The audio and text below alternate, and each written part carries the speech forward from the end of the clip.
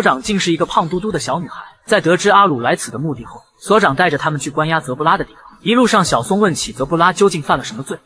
食べ過ぎちゃったのよ、ご飯を。食べ過ぎた？それで死刑？可怜的小松却不知道泽布拉的吃是多么的苦。